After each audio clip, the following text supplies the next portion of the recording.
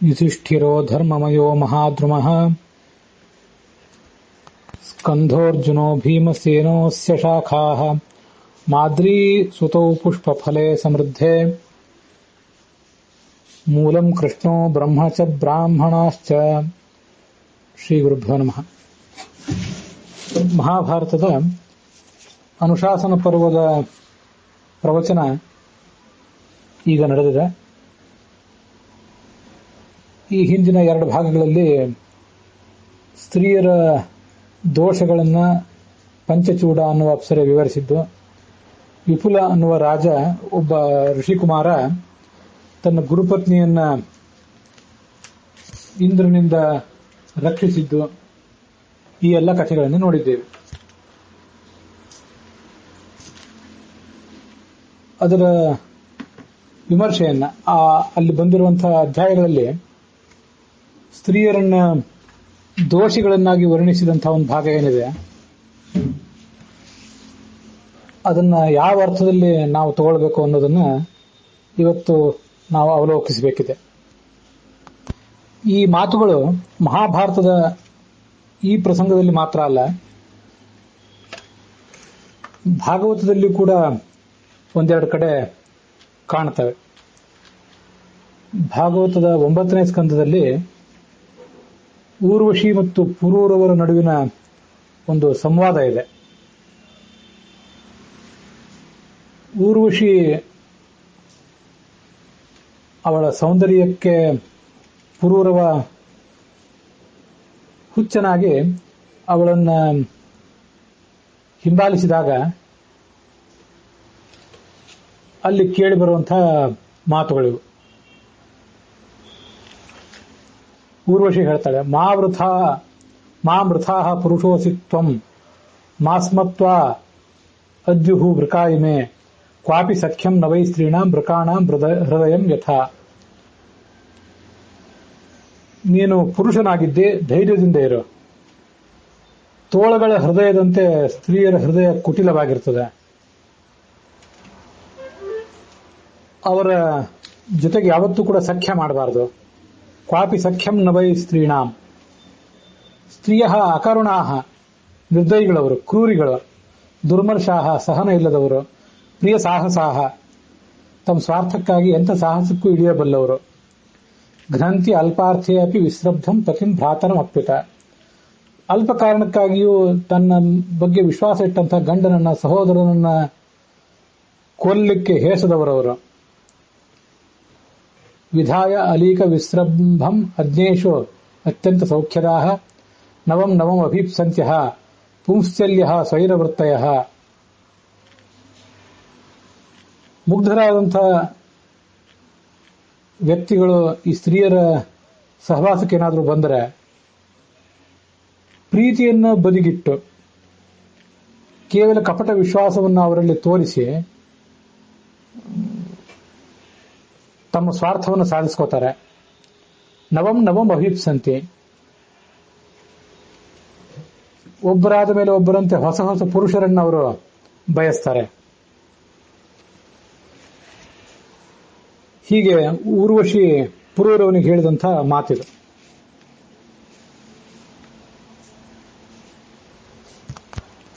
ಭಾಗವತದಲ್ಲೇ 6ನೇ ಸ್ಕಂದದಲ್ಲಿ ಮತ್ತೊಂದು ಮಾತು ಕೇಳಿ ಬರ್ತದೆ. ದಿತಿ ಕಶ್ಯಪರಿಂದ ಇಂದ್ರನನ್ನು ಕೊಲ್ಲುವಂತಹ ಪರಾಕ್ರಮಿಯಾದ ಮಗನೊಬ್ಬನನ್ನ ಪಡ್ಕೊಳ್ಳಿಕ್ಕೆ ಬಯಸ್ತಾಳೆ. ಆಗ ಅವಳ ಮಾತನ್ನು ಕೇಳಿ ಕಶ್ಯಪರಿಗೆ ಖೇದ ಆಗ್ತದಂತೆ. ನಿಶಮ್ಯ ತದ್ವತೋ ವಿಪ್ರಹ ವಿಮನಾಹ ಪರ್ಯತಪ್ಯತ. ಎಂಥ ಅಧರ್ಮ ನನ್ನ ಪಾಲಿಗೆ ಬಂತಿವತ್ತು. ಅಹೋ ಅದ್ಯ ಇಂದ್ರಿಯಾರಾಮ. ನಾನು ಇಂದ್ರಿಯ ಸುಖಕ್ಕೆ ದಾಸನಾಗಿ ಸ್ತ್ರೀ ಎಂಬ ಭಗವಂತನ ಬಂಧಕ ಶಕ್ತಿಗೆ ಮಾರು ಹೋದೆ. ನರಕದಲ್ಲಿ ಹೋಗಿ ಬೀಳುವಂತ ಪರಿಸ್ಥಿತಿ ಬಂತಲ್ಲ. ನಾನು ನನ್ನ ಹಿತ ಏನು ಅಂತ ತಿಳಿಯದೆ ಹೋದೆ. ಶರತ್ಚಂದ್ರೋಪಮಂ ವಕ್ತಂ ವಾಚಶ್ಚ ಶ್ರವಣಾಮೃತಂ ಹೃದಯಂ ಕ್ಷುರಧಾರಾಭಂ ಸ್ತ್ರೀಣಾಂ ಕೋ ವೇದ ಚೇಷ್ಟಿತಂ. ಅವರ ಮುಖ ಶರತ್ಕಾಲದ ಚಂದ್ರನಂತೆ ಸುಂದರವಾಗಿರ್ತದೆ. ಮಾತು ಕಿವಿಗೆ ಅಮೃತದಂತೆ ಆಪ್ಯಾಯಮಾನವಾಗಿರ್ತದೆ. ಆದರೆ ಹೃದಯ ಮಾತ್ರ ಖಡ್ಗದ ಅಲುಗಿನಂತೆ ತೀಕ್ಷ್ಣವಾಗಿರ್ತದೆ. ಯಾರು ಆ ಸ್ತ್ರೀಯರ ಜಾಡನ್ನು ತಿಳಿಲಿಕ್ಕೆ ಸಾಧ್ಯ? ಅವರಿಗೆ ಪ್ರಿಯನೂ ಯಾರೂ ಇಲ್ಲ, ಅಪ್ರಿಯನೂ ಯಾರೂ ಇಲ್ಲ. ನಹಿ ಕಶ್ಚಿತ್ ಪ್ರಿಯ ಸ್ತ್ರೀಣಾಂ ಅಂಜಸಾ ಸ್ವಾಶಿಷಾತ್ಮನಾಂ ಪತಿಂ ಪುತ್ರಂ ಭ್ರಾತರಂ ವಾ ಘಂತಿ ಅರ್ಥೇ ಘಾತಯಂತಿ ಚ. ಗಂಡ, ಮಗ, ಸಹೋದರ ಇವರಲ್ಲಿ ಯಾರನ್ನೂ ಕೂಡ ಅವರು ಕೊಲ್ಲಬಲ್ಲರು ಅಥವಾ ಕೊಲ್ಲಿಸಬಲ್ಲರು. ಇಂಥ ದುಷ್ಟ ಸ್ವಭಾವ ಇದ್ದಂಥವರು ಆ ಸ್ತ್ರೀಯರು. ಹೀಗೆ ಬೇರೆ ಬೇರೆ ಗ್ರಂಥಗಳಲ್ಲಿ, ಭಾಗವತ, ಮಹಾಭಾರತ ಇತ್ಯಾದಿ ಕಡೆಗಳಲ್ಲೆಲ್ಲ ಅವರ ಸ್ವಭಾವ ಎಂಥದ್ದು ಅಂತ ಅನ್ನೋದ್ರ ಬಗ್ಗೆ ಅತ್ಯಂತ ತೀಕ್ಷ್ಣವಾದಂತಹ ಮಾತುಗಳನ್ನು ಕೇಳ್ತೇವೆ. ಭಾಗವತದಲ್ಲಿ ಕಪಿಲನ ಉಪದೇಶದಲ್ಲಿ ಕೂಡ ಯೋಷಿನ್ಮಯ್ಯೇಹ ಮಾಯೆಯ, ಆ ಸ್ತ್ರೀಯರು ಮಾಯೆ ಇದ್ದಂತೆ, ನತಾಸು ಸಜ್ಜೇತ, ಅವರ ಜೊತೆ ಯಾವ ಕಾರಣಕ್ಕೂ ಬೆರೆಯಬಾರದು ಅಂತ ಒಂದ್ ಕಡೆ ವರ್ಣಿಸ್ತಾರೆ. ಇವುಗಳೆಲ್ಲದರ ಅಭಿಪ್ರಾಯ ಏನು? ಸಾರಾಸಗಟಾಗಿ ಎಲ್ಲ ಸ್ತ್ರೀಯರನ್ನು ಕೂಡ ಹೀಗೆ ನಿಂದಿಸಿದಂತೆ ಕಾಣಿಸ್ತದಲ್ಲ.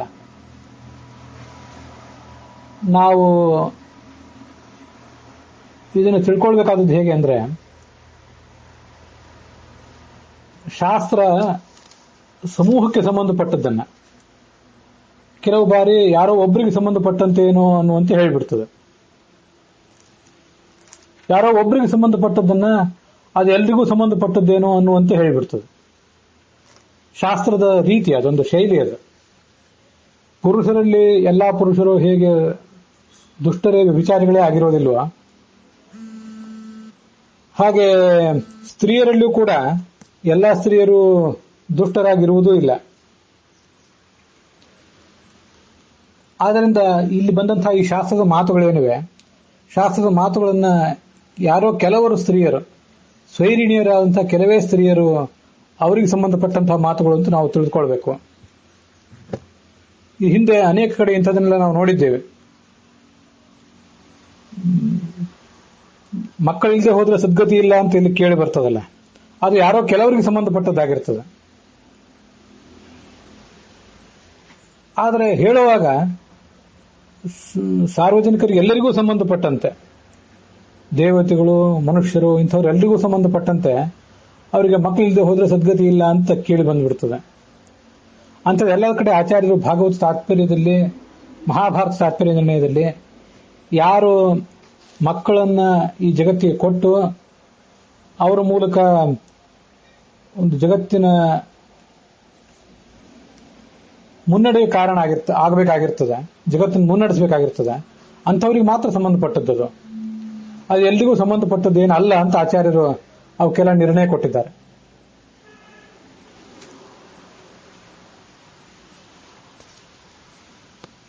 ಅದರಂತೆ ಇಲ್ಲಿಯೂ ಕೂಡ ಇಲ್ಲಿ ಬಂದಿರುವಂತಹ ಮಾತುಗಳು ಸಾರಾಸಗಟಾಗಿ ಎಲ್ಲ ಸ್ತ್ರೀಯರನ್ನು ನಿಂದಿಸಿದಂತಹ ಮಾತುಗಳಲ್ಲ. ಅವು ಕೆಲವೇ ಜನ ದುಷ್ಟರಾದಂತಹ ಸ್ತ್ರೀಯರಿಗೆ ಸಂಬಂಧಪಟ್ಟ ಮಾತುಗಳು ಅಂತ ನಾವು ತಿಳ್ಕೊಳ್ಬೇಕು. ಇದನ್ನ ಭಾಗವತ ತಾತ್ಪರ್ಯದಲ್ಲಿ ಒಂದು ಪ್ರಸಂಗದಲ್ಲಿ ಆಚಾರ್ಯರು ವಿವರಿಸಿ ಹೇಳಿದ್ದಾರೆ. ಇಂಥ ಶ್ಲೋಕಗಳನ್ನು ನೋಡಿದ್ರೆ ನಮಗೆ ಸಾಧಾರಣವಾಗಿ ಗೊತ್ತಾಗ್ತದೆ, ಇದೆಲ್ಲ ಎಲ್ಲರಿಗೂ ಸಂಬಂಧಪಟ್ಟದ್ದಲ್ಲ, ಕೆಲವರಿಗೆ ಮಾತ್ರ ಸಂಬಂಧಪಟ್ಟಿದ್ದು ಅಂತ ನಮಗೆ ಗೊತ್ತಾಗಿ ಬಿಡಬಹುದು. ಆದರೂ ಕೂಡ ಇಂಥ ಕೆಲವು ಪ್ರಸಂಗಗಳಲ್ಲಿ ಆಚಾರ್ಯರು ಅನೇಕ ಶ್ಲೋಕಗಳನ್ನ ಉದ್ಧರಿಸ್ತಾರೆ. ಬೇರೆ ಬೇರೆ ಪುರಾಣಗಳಿಂದ, ಬೇರೆ ಬೇರೆ ಶಾಸ್ತ್ರಗಳಿಂದ ಕೆಲವು ಮಾತುಗಳನ್ನು ಉದ್ಧರಿಸಿ ಅದಕ್ಕೆ ಸ್ಪಷ್ಟೀಕರಣ ಕೊಡ್ತಾರೆ. ಸತ್ಪುಂಸು ಚ ತಥಾ ಸ್ತ್ರೀಷು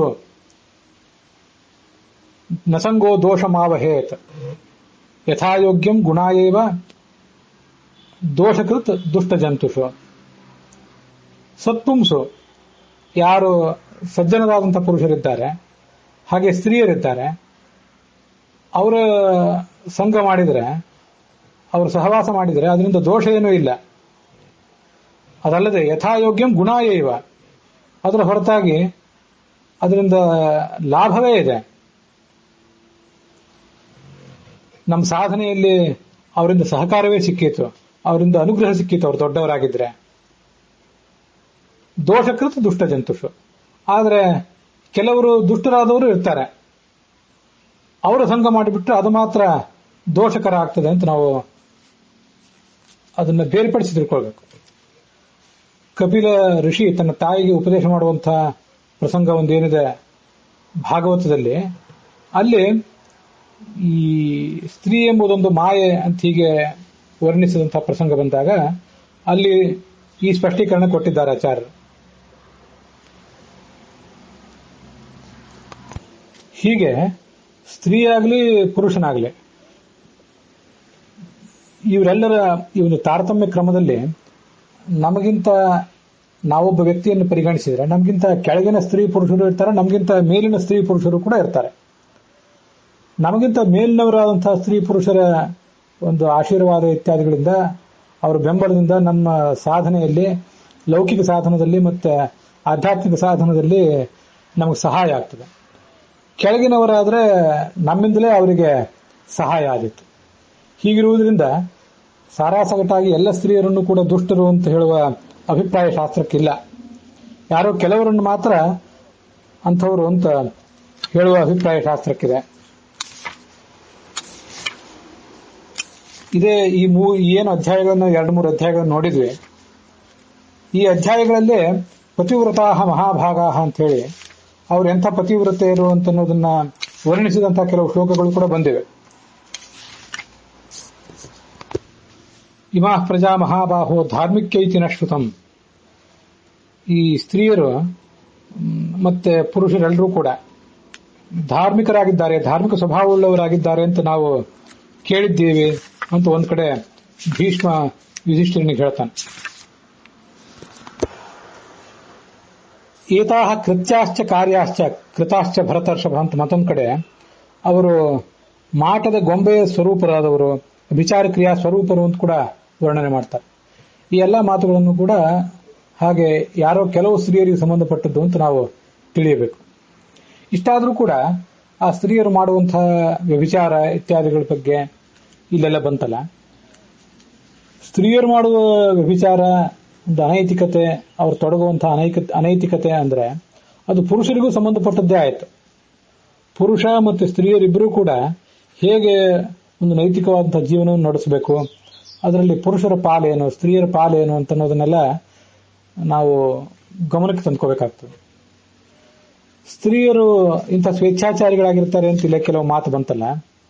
ಕೆಲವರಾದರೂ ಆ ಥರ ಆಗಿದ್ದಾರಲ್ಲ, ಅದಕ್ಕೆಲ್ಲ ಕಾರಣಗಳೇನು? ನಮಗೆ ಹೀಗೆ ಕೆಲವು ಕಡೆ ಅದನ್ನೆಲ್ಲ ಸಮೀಕ್ಷಿಸಿದಾಗ ಕಂಡು ಬಂದಂತಹ ವಿಷಯಗಳು. ಅನೇಕ ಕಡೆ ಕೆಲವು ಬಾರಿ ಕೆಲವು ವಲಯಗಳಲ್ಲಿ ಕೆಲವು ಕುಟುಂಬಗಳಲ್ಲಿ ತೀವ್ರ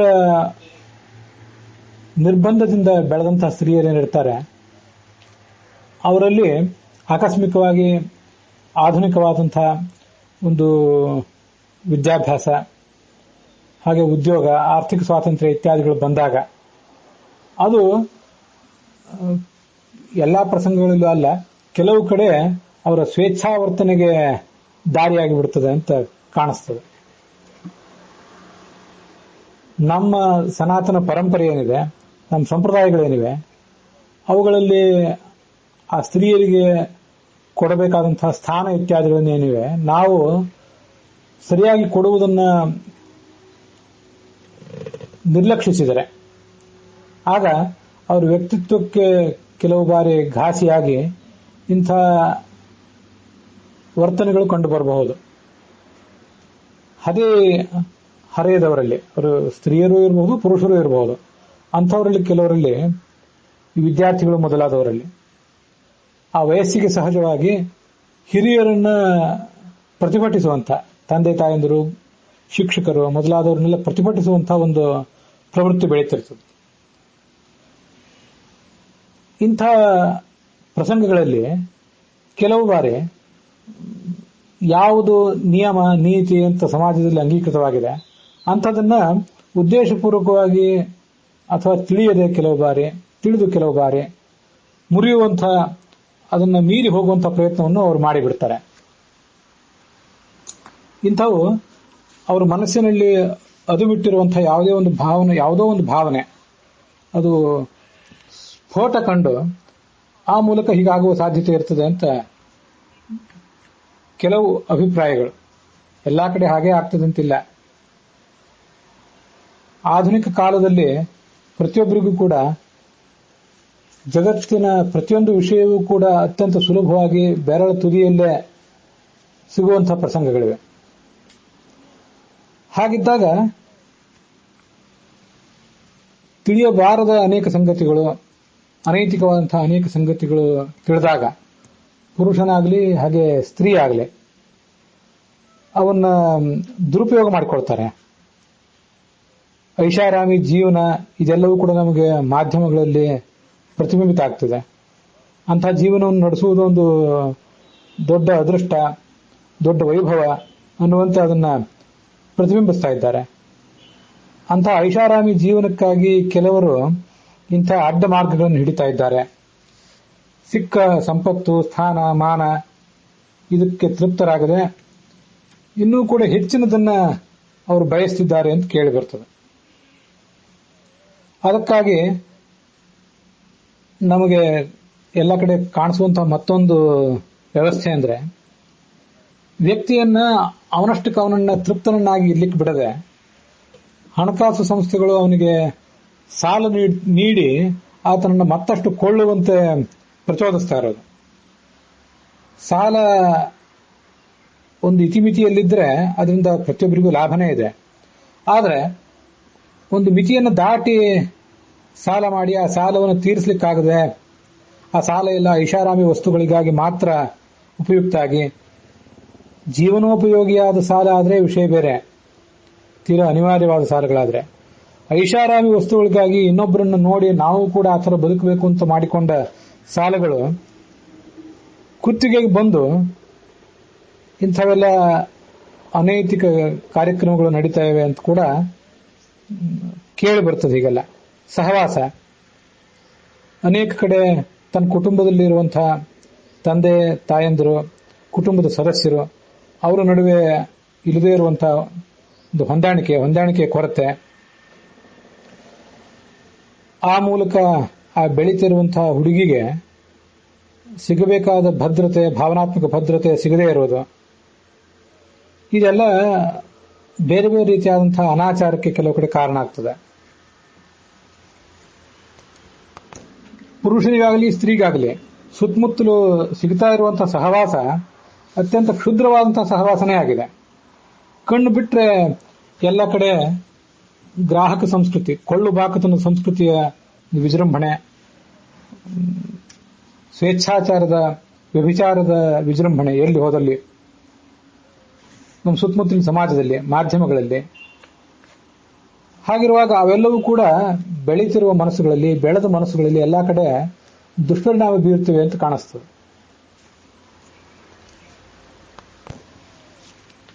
ಪ್ರಾಚೀನ ಸಂಪ್ರದಾಯಗಳಲ್ಲಿ ದುಷ್ಟರಾದವರು, ವ್ಯಭಿಚಾರಿಗಳಾದವರು, ದಾರಿ ತಪ್ಪಿದವರು, ಶೀಲಭ್ರಷ್ಟರು ಇದ್ರು, ಇಲ್ಲ ಅಂತಲ್ಲ.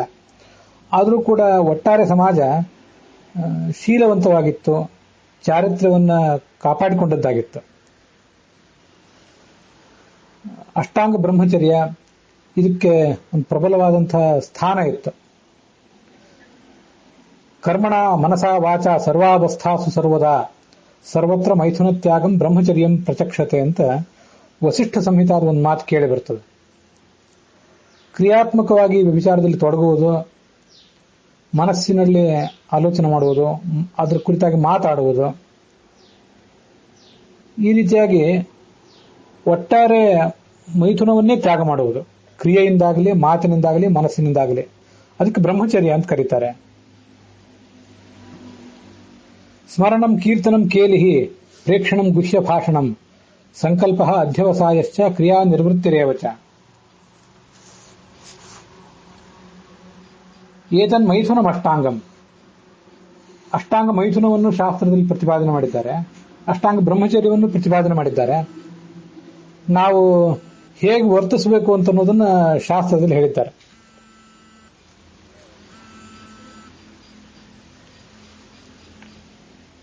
ಪುರುಷ ಆಗಲಿ ಸ್ತ್ರೀ ಆಗಲಿ, ಸ್ತ್ರೀ ಮತ್ತೊಬ್ಬರ ಕುರಿತಾಗಿ, ವಿರುದ್ಧ ಲಿಂಗಿಯ ಕುರಿತಾಗಿ ಸ್ಮರಣೆ ಮಾಡ್ಕೊಳ್ಬಾರ್ದು. ಅವ್ರ ಗುಣಗಳನ್ನ ಕೀರ್ತನೆ ಮಾಡುವುದು, ಒಟ್ಟಿಗೆ ಇರುವುದು, ಪ್ರೇಕ್ಷಣ ನೋಡುವುದು, ಗುಹ್ಯ ಭಾಷಣ ಏಕಾಂತದಲ್ಲಿ ಮಾತಾಡೋದು, ಸಂಕಲ್ಪ ಅಂದರೆ ಇಂಥ ಕ್ರಿಯೆ ಮಾಡಬೇಕು ಅನ್ನುವಂಥ ಆಲೋಚನೆ, ಮೊದಲು ಆಲೋಚನೆ ಆಗಿದ್ದು ಮುಂದೆ ನಿರ್ಣಯವಾಗಿ ಬಲಿಯುವುದು, ಮುಂದೆ ಕ್ರಿಯಾ ನಿವೃತ್ತಿ ರೇವಚ, ಕ್ರಿಯೆಯಾಗಿ ಪರಿಣಮಿಸುವುದು. ಏತನ್ ಮೈಥುನ ಅಷ್ಟಾಂಗಂ. ಇದಕ್ಕೆ ಅಷ್ಟಾಂಗ ಮೈಥುನ ಅಂತ ಶಾಸ್ತ್ರದಲ್ಲಿ ಹೇಳ್ತಾರೆ. ಇದು ಅಷ್ಟಾಂಗ ಮೈಥುನ ಆದರೆ ಇದಕ್ಕೆ ವಿರುದ್ಧವಾಗಿ ಸ್ಮರಿಸದಿರುವುದು, ವಿರುದ್ಧ ಲಿಂಗಿಯನ್ನು ಸ್ಮರಿಸದೇ ಇರುವುದು, ಅವ್ರನ್ನ ನೋಡದೇ ಇರುವುದು, ಏಕಾಂತದಲ್ಲಿ ಅವ್ರ ಜೊತೆ ಇಲ್ಲದೆ ಇರೋದು, ಅವ್ರ ಜೊತೆ ಗುಪ್ತವಾದ ಮಾತುಗಳನ್ನು ಆಡದೇ ಇರೋದು, ಇಂಥ ಕೆಟ್ಟ ಆಲೋಚನೆಗಳನ್ನ ತಲೆಗಳಲ್ಲಿ ತುಂಬಿಕೊಳ್ಳದೆ ಇರೋದು, ಅಧ್ಯವಸಾಯ, ಅದರ ಬಗ್ಗೆ ಅದನ್ನೊಂದು ಬಾರಿ ಅನುಭವಿಸಿಯೇ ತೀರಬೇಕು ಅನ್ನುವಂಥ ನಿರ್ಣಯ ಮಾಡಿಕೊಳ್ಳದೆ ಇರೋದು, ಕ್ರಿಯಾ ನಿವೃತ್ತಿ ರೇವಚ, ಕಾರ್ಯದಲ್ಲಿ ತೊಡಗದೇ ಇರೋದು. ಇದಕ್ಕೆ ಅಷ್ಟಾಂಗ ಬ್ರಹ್ಮಚರ್ಯ ಅಂತ ಕರೀತಾರೆ. ಕಾಲ ಮುಂದುವರೆದಂತೆ ಸಮಾಜವನ್ನು ನೋಡಿದಾಗ ನಮ್ಗೆ ಏನು ಅನಿಸ್ತಿದೆ ಅಂದ್ರೆ, ನಾವು ಈ ಅಷ್ಟಾಂಗ ಬ್ರಹ್ಮಚರ್ಯವನ್ನು ಪಾಲಿಸಬೇಕಾದವರು ಆ ಬ್ರಹ್ಮಚರ್ಯಕ್ಕೆ ಬೇಕಾದಂತಹ ಮೆಟ್ಟಿಲುಗಳನ್ನ ಒಂದೊಂದಾಗಿ ಕೈ ಬಿಡ್ತಾ ಇದ್ದೇವೆ. ಅಷ್ಟಾಂಗ ಮೈಥುನ ಅಂತ ಏನಿದೆ, ಕ್ರಿಯಾ ನಿವೃತ್ತಿ. ವಾಸ್ತವಿಕವಾಗಿ ವ್ಯಭಿಚಾರವನ್ನ ಮಾಡದೇ ಇರಬಹುದು, ಆದ್ರೆ ಆ ವ್ಯಭಿಚಾರದ ಕಡೆಗೆ ತಗೊಂಡು ಹೋಗುವಂತಹ ಅನೇಕ ಮೆಟ್ಟಿಲುಗಳೇನಿವೆ, ಆ ಮೆಟ್ಟಿಲುಗಳನ್ನ ನಾವು ಒಂದೊಂದಾಗಿ ಏರ್ತಾ ಇದ್ದೇವೆ. ವ್ಯಭಿಚಾರ ಅಂತ ಅನ್ನೋದು ಕೇವಲ ಒಂದೇ ಹೆಜ್ಜೆ ಮುಂದೆ ಇರ್ತದೆ, ಕೆಲವು ಕಡೆ 10 ಹೆಜ್ಜೆ ಮುಂದೆ, 100 ಹೆಜ್ಜೆ ಬಳಿಕ, 1000 ಹೆಜ್ಜೆ ಬಳಿಕ ಕೆಲವು ಕಡೆ ಇರ್ತಿರ್ತದೆ. ಅಂತೂ ಅನೇಕ ನಮ್ಮ ಚಟುವಟಿಕೆಗಳು, ನಮ್ಮ ಆಲೋಚನೆಗಳು ಇವೆಲ್ಲ ವ್ಯಭಿಚಾರದಲ್ಲಿ ಪರಿಣಮಿಸುವಂತಹ ಪ್ರಸಂಗಗಳಿವೆ. ಸಮಾಜ ಹಾಗೆ ನಡೀತಾ ಇದೆ. ನಾವು ಕಾಲಕ್ರಮೇಣ ಅವಕ್ಕೆಲ್ಲ ಹೊಂದ್ಕೋತಾ ಇದ್ದೀವಿ ಅಂತ ಅನಿಸ್ತದೆ ನೋಡಿದ್ರೆ. ಅದೇನು ದೊಡ್ಡ ವಿಷಯ ಅಲ್ಲ, ಈಗಿನ ಕಾಲದಲ್ಲಿ ಅದೆಲ್ಲ ಸಹಜವಾದದ್ದು ಅಂತ ನಾವು ನಮ್ಮಷ್ಟಕ್ಕೆ ನಾವು ಸಮಾಧಾನ ಪಟ್ಕೋತಾ ಇದ್ದೀವಿ. ಆ ಮೂಲಕ ವ್ಯಭಿಚಾರದ ಕ್ರಿಯಾ ನಿವೃತ್ತಿ ಏನಿದೆ ಅಂತಿಮ ಹಂತ, ಅದಕ್ಕೆ ಸಮೀಪ ಆಗ್ತಿದ್ದೀವಿ ಅಂತ ಅನ್ನೋದನ್ನು ನಾವು ಗಮನಿಸ್ತಾ ಇಲ್ಲ.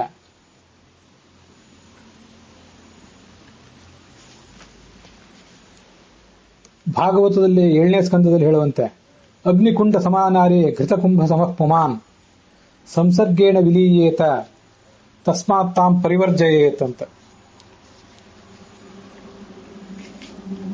ಈ ಸ್ತ್ರೀ ಅವಳು ಅಗ್ನಿಕುಂಡಕ್ಕೆ ಸಮಾನಳಾದವಳು.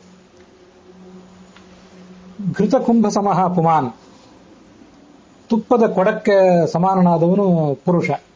ಸಂಸರ್ಗೇಣ ವಿಲೀಯೇತ, ಕೇವಲ ಸಂಪರ್ಕ ಸಮೀಪದಲ್ಲಿದ್ರೂ ಸಾಕು. ತುಪ್ಪದ ಕೊಡ ಮತ್ತೆ ಬೆಂಕಿ ಇವೆರಡೂ ಸಮೀಪದಲ್ಲಿದ್ರೂ ಕೂಡ ಅವು ದುಷ್ಪರಿಣಾಮಕ್ಕೆ ಕಾರಣ ಆದವು. ಅದ್ರ ಬಗ್ಗೆ ಬಹಳ ಎಚ್ಚರಿಕೆಯಿಂದಿರಬೇಕು ಅಂತ ಶಾಸ್ತ್ರ ಎಚ್ಚರಿಸ್ತದೆ.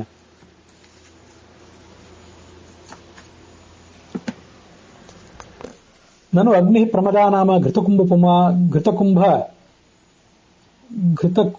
ಪುಮಾನತಃ ಸುತಾಮಪಿ ರಹೋ ಜಹ್ಯಾತ್ ಅನ್ಯಥಾ ಯಾವದರ್ಥಕೃತ. ಇಷ್ಟು ಸೂಕ್ಷ್ಮವಾದಂತಹ ಒಂದು ವ್ಯತ್ಯಾಸ ಇರೋದ್ರಿಂದ ಒಬ್ಬ ವ್ಯಕ್ತಿ ಸ್ವಂತ ಮಗಳ ಜೊತೆ ಕೂಡ ಏಕಾಂತದಲ್ಲಿರಬಾರದು. ಇರುವುದಾದರೆ ಎಷ್ಟು ಅವಶ್ಯಕವೋ, ಎಷ್ಟೋ ಕೆಲವೇ ಮಾತುಗಳು, ಕೆಲವೇ ಅತ್ಯಂತ ಅನಿವಾರ್ಯವಾದ ಕೃತ್ಯಗಳು, ಅವುಗಳನ್ನು ಮಾತ್ರ ಅವರು ಮಾಡಿ ಪ್ರತಿಯೊಬ್ಬರನ್ನೂ ದೂರ ಇಡಬೇಕು. ಸುತಾಮಪಿ, ಮಕ್ಕಳನ್ನು ಕೂಡ, ಸ್ವಂತ ಹೆಣ್ಣು ಮಕ್ಕಳನ್ನು ಕೂಡ ಒಂದು ಅಂತರದಲ್ಲಿ ದೂರನೇ ಇಡಬೇಕು ಅಂತ ಶಾಸ್ತ್ರ ವರ್ಣನೆ ಮಾಡ್ತದೆ. ಯಾವದರ್ಥಂ ವ್ಯವಹರೇತ್ ಸ್ತ್ರೀಷು ಸ್ತ್ರೀ ನಿರ್ಜುತೇಷು. ಇದು ಭಾಗವತದ 7ನೇ ಸ್ಕಂದದ ಮಾತು.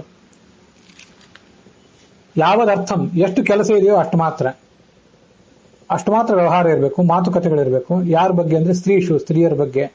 ಸ್ತ್ರೀ ನಿರ್ಜಿತೇಷು ಚ, ಸ್ತ್ರೀ ಸಹವಾಸ ಯಾರು ಮಾಡಿರ್ತಾರೆ ಅಂತ ದುಷ್ಟ ಸಹವಾಸ ಮಾಡಿದವರ ಸಹವಾಸದಿಂದಲೂ ಕೂಡ ಅನೇಕ ಬಾರಿ ಮನಸ್ಸು ಕರಗಿ ಬಿಡ್ತದೆ ವ್ಯಕ್ತಿದು. ನಿಧಾನವಾಗಿ ಆ ಅಂತಿಮ ಹಂತದ ಕಡೆಗೆ ಸಾಗಿಬಿಡ್ತಾನೆ. ಒಂದೇ ಒಂದು ಹೆಚ್ಚಿನ ಮಾತು, ನಮಗೇನು ಕೆಲಸ ಆಗಬೇಕಾಗಿದೆ, ಇಲ್ಲ ಐಹಿಕ ಕೆಲಸವೋ ಪಾರಮಾರ್ಥಿಕ ಕೆಲಸವೋ ಒಂದು ಕೆಲಸ, ಆ ಕೆಲಸಕ್ಕಿಂತ ಆ ಕೆಲಸಕ್ಕೆ ಬೇಡವಾದ ಒಂದೇ ಒಂದು ಹೆಚ್ಚಿನ ಮಾತು, ಒಂದು ಹೆಚ್ಚಿನ ಮುಖ ವಿಕಾರ, ಇವೆಲ್ಲ ಒಂದು ಕೆಟ್ಟ ಸಂದೇಶಕ್ಕೆ, ರಾಂಗ್ ಸಿಗ್ನಲ್ಗೆ ಕಾರಣ ಆಗ್ತವೆ. ಅದರಿಂದ ಪರಸ್ಪರದ ಮನಸ್ಸಿನಲ್ಲಿ ವಿಕಾರ ಆಗ್ತದೆ. ಅದನ್ನ ಸ್ತ್ರೀಯರು ಪುರುಷರು ಪ್ರತಿಯೊಬ್ಬರು ಕೂಡ ಗಮನಿಸಬೇಕು ಅಂತ ಗೊತ್ತಾಗ್ತದೆ. ಕೆಲವು ಕಡೆ ನಪಶ್ಯೇ ದಾರವೀಮಪಿ, ಹೆಣ್ಣು ಗೊಂಬೆಯನ್ನು ಕೂಡ ಮನುಷ್ಯ ನೋಡಬಾರದು, ಆ ಮೂಲಕ ತನ್ನ ಮನಸ್ಸು ಚಂಚಲ ಆಗುವುದನ್ನು ನಾವು ತಪ್ಪಿಸಬೇಕು ಅಂತ ಶಾಸ್ತ್ರದಲ್ಲಿ ನಾವು ಕೇಳ್ತೇವೆ. ಅದಷ್ಟು ಯಾಕೆ ಸೂಕ್ಷ್ಮ ಅಂದ್ರೆ, ವಿಶ್ವಾಮಿತ್ರ ಪರಾಶರ ಪ್ರಭೃತಯೋ ವಾತಾಂಬು ಪರ್ಣಾಶನಾಹ ತೇಪಿ ಸ್ತ್ರೀಮುಖ ಪಂಕಜಂ ಸುಲಲಿತಂ ದೃಷ್ಟ್ವೈವ ಮೋಹಂ ಗತಾಹ ಶಾಲ್ಯನ್ನಂ ಸುಗೃತಂ ಪಯೋದಧಿಯುತಂ ಭುಂಜಂತಿಯೇ ಮಾನವಾಹ ತೇಷಾಂ ಇಂದ್ರಿಯ ನಿಗ್ರಹೋ ಯದಿ ಭವೇತ್ ವಿಂಧ್ಯ ಪ್ಲವೇತ್ ಸಾಗರೆ. ವಿಶ್ವಾಮಿತ್ರ, ಪರಾಶರ ಇಂಥ ದೊಡ್ಡ ದೊಡ್ಡ ಋಷಿಗಳು ಕೂಡ ಕೇವಲ ಗಾಳಿ, ನೀರು, ಒಣ ಎಲೆ ಇದನ್ನು ತಿಂದು ಬದುಕ್ತಾ ಇದ್ದಂಥವ್ರು. ಸ್ತ್ರೀಯರ ಸಂಪರ್ಕಕ್ಕೆ ಬಂದವರೇ, ಸ್ತ್ರೀಯರ ಮುಖಚಂದ್ರವನ್ನು ನೋಡಿದವರೇ ಅವರು ಚಂಚಲ ಚಿತ್ತರಾಗಿಬಿಟ್ರು. ಶಾಲ್ಯನ್ನಂ, ತುಂಬಾ ಒಳ್ಳೆ ಗುಣಮಟ್ಟದ ಅನ್ನ,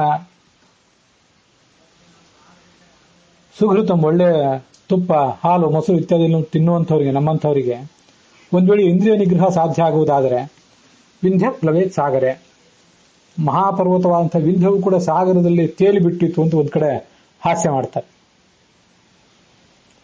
ಇವೆಲ್ಲ ಮನುಷ್ಯನ ಮನಸ್ಸು ಎಷ್ಟು ಚಂಚಲ ಅಂತ ಅನ್ನೋದನ್ನ ತಿಳಿಸುವಂತಹ ಕೆಲವು ಪ್ರಸಂಗಗಳು. ನಮಗೆ ಈ ಮಾತುಗಳನ್ನು ಕೇಳಿದಾಗ ಸುತಾಮಪಿ ರಹೋ ಜಹ್ಯಾತ್ ಅಂತ ಬಂತಲ್ಲ, ಈ ಮಾತು ಇದು ಅತಿರೇಕದ ಮಾತೇನೋ, ಮಗಳನ್ನು ಕೂಡ ದೂರ ಇಡಬೇಕು ಅಂತ ಹೀಗೆ ನಾವು ಕಂಡು ಬಂದಾಗ ಇದು ಅತಿರೇಕದ ಮಾತೇನೋ ಅಂತ ಕೇಳಿಸ್ತದೆ. ಹಾಗೇನಿಲ್ಲ.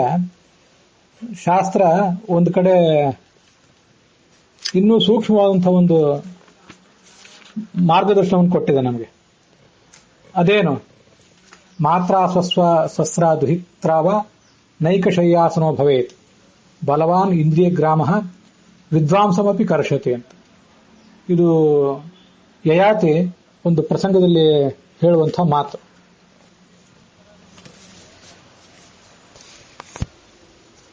ಬಹಳ ದೊಡ್ಡ ಪ್ರಮಾಣದಲ್ಲಿ ಮನಸ್ಸಿಗೆ ಬಂದಂತೆ ಸ್ವೇಚ್ಛೆಯಿಂದ ಎಲ್ಲಾ ಥರದ ಭೋಗಗಳನ್ನು ಅನುಭವಿಸಿದ ಯಯಾತಿ ಹೀಗೆ ಉದ್ಗರಿಸಿದಂತೆ ಒಂದು ಬಾರಿ ತೃಪ್ತಿ ಆಗಲಿಲ್ಲ ಅವನಿಗೆ.